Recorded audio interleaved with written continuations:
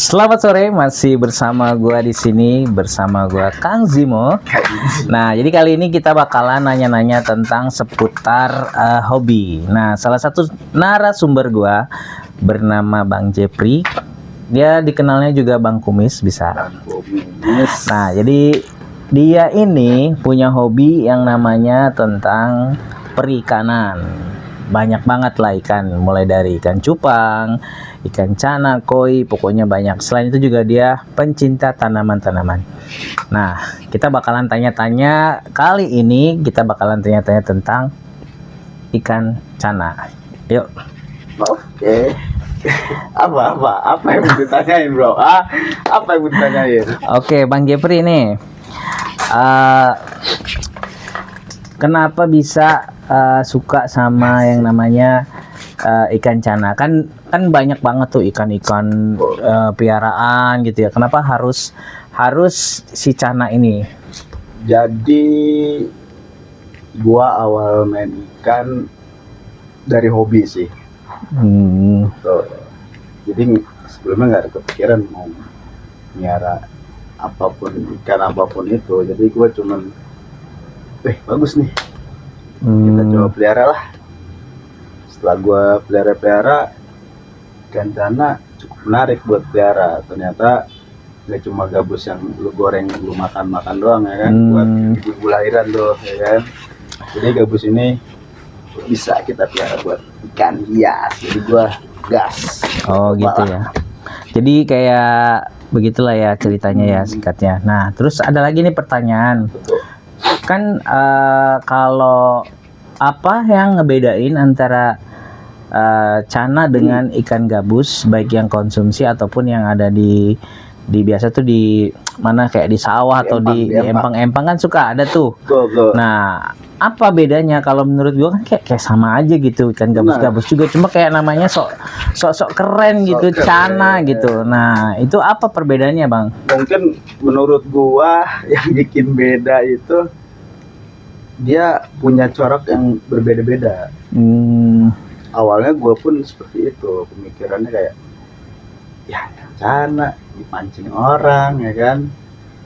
Tapi setelah gue masuk Google nih ya kan, ternyata cana tuh banyak, dari warnanya, bentuknya, sampai lokalitinya tuh banyak, lokal maupun luar negeri. Jadi si cana ini banyak jenisnya seperti itu. Cuman memang sebetulnya cana yang biasa kita konsumsi pun sama aja, memang hanya mungkin coraknya kurang, atau mungkin karena lebih sering dikonsumsi, jadi orang-orang mungkin mindsetnya udah buat konsumsi aja, padahal sebenarnya bisa juga kita pelihara. Gitu ya. Terus ada lagi nih pertanyaan nih. Nanya mulu loh. Ya namanya kita kan butuh informasi buat teman-teman yang siapa tahu nanti ada yang melihat video kita kan, jadi mereka tahu. Gitu, jadi menambah ilmu buat mereka. Boleh. Siap. Nah, gini Bang, pertanyaannya, apakah ikan cana itu bisa digabung dengan ikan-ikan lain? Nah, ini memang banyak nih yang nanya kayak gini. Menurut gua dan menurut teman-teman yang lain, cana ini dia salah satu ikan yang teritorial. Jadi dia hidupnya sendiri-sendiri nih. Mungkin dia bisa bersamaan kalau mau kawin, ya dong. Oh gitu ya. Tapi kalau untuk digabung, kalau untuk cana ini sebenarnya nggak bisa, karena dia pasti berantem.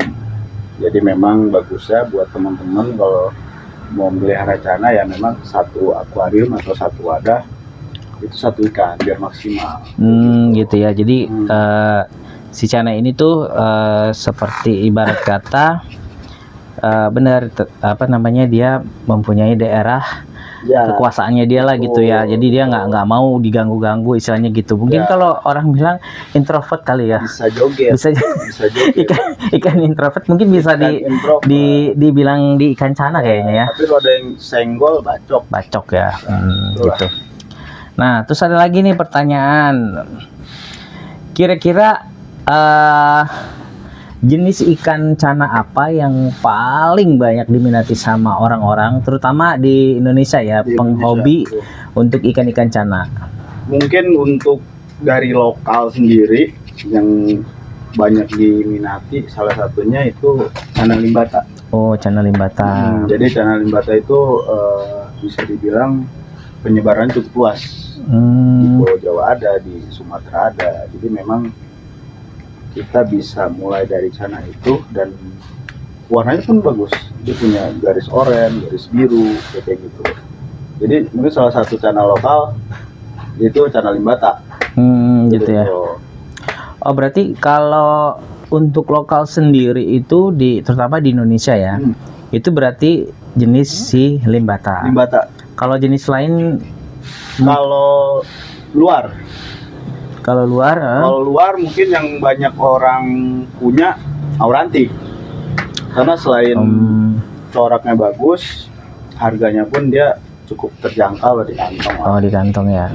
Nah, terus kan ada tuh yang jenis apa? Apakah sama antara ikan cana sama gabus tomang? Kan gabus tomang tuh kan bercorak tuh. Betul. Nah, cuma kan kayaknya kalau yang gue perhatiin, gabus tomang itu jarang banget dipiara sama orang gitu. Masa di akuarium jarang banget. Paling ya jenis-jenis cana, mulai dari yang kayak apa tuh yang kuning, apa namanya itu bang? Yellow maru. Yellow maru. Nah, kayak gitu. Terus ada lagi yang tadi yang abang bilang itu limbata, terus berbagai yang lainnya lah, jenis-jenis lainnya. Nah, coba kalau kayak toman itu kayaknya kayak jarang gitu, jarang ya orang-orang mau piara. Itu penyebabnya kenapa tuh? Jadi untuk toman sendiri mungkin di habitatnya atau di daerah asalnya memang dia sama seperti gabus lokal kita nih. Jadi di sana tuh gabus toman ini dikonsumsi. Oh, dikonsumsi. Mungkin di wilayah mungkin Kalimantan ya banyaknya kan, itu jarang yang pelihara karena mereka di sana menangkap ikan toman untuk dikonsumsi, Untuk dimakan ya. ya mungkin itu yang memang bikin orang kurang tertarik untuk dipelihara. Tapi untuk makin di sini bermunculan pun memang jenis-jenis toman, maksudnya corak-corak toman yang bagus gitu, dan memang sudah mulai orang buat pelihara walaupun masih kecil, ada pun yang besar. Tapi memang untuk saat ini untuk peminatnya nggak terlalu banyak, tapi sudah mulai ada kayak gitu. Gitu ya. Oke, nah terus apakah gampang untuk kita membudidayakan ikan cana? Sangat gampang kalau menurut saya. Gampang-gampang susah ya? Bang, gampang-gampang susah. Ada yang lewat tuh. Ikan so, ada ikan aman. Ada yang lewat. Sponsor Indonesia. Untuk perawatan gampang, untuk breeding ya, ternak ya. Ternak. Untuk ternak sebetulnya nggak terlalu susah. Jadi memang kita yang perlu kita pelajari itu mungkin dari segi jantan betinanya nih. Memang sangat sulit untuk membedakan jantan betinanya. Tapi biasanya kalau kita udah dapat gabus yang sepasang itu kita nggak terlalu sulit. Jadi kita tinggal sediain tempat, kita setting sesuai habitatnya lah, kasih kayu, kasih dedaunan kayak gitu. Jadi kalau memang si ikan ini berjodoh dan memang udah waktunya tua, istilahnya ikannya sudah cukup umur lah untuk dipijah, kemungkinan berhasilnya cukup tinggi sih. Itu nggak lama dia pasti akan berkembang biak. Jadi kemungkinan nggak terlalu sulit lah. Atau mungkin ada faktor hobi juga sih. Gitu ya. Breeding ini. Jadi ibarat kata kayak sebenarnya gampang-gampang susah lah gitu ya. Betul. Kalau dibilang gampang kadang juga ada yang nggak jadi gitu kan. Dibilang susah juga ada yang jadi gitu. Jadi ada beberapa faktor yang mempengaruhi dalam membreeding si ikan cana ini ya. Oke. Kayaknya itu aja untuk Itu aja ya? pertanyaan saat Kebelet- ini. kebelet ya Bapak ya.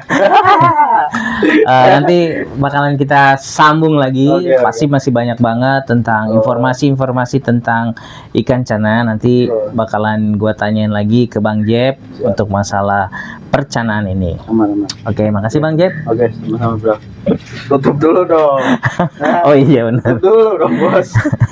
Oke, demikian informasi yang bisa kita dapat tentang percanaan ikan cana ya, dengan narasumber Bang Jepri yang sudah lama memelihara ikan cana.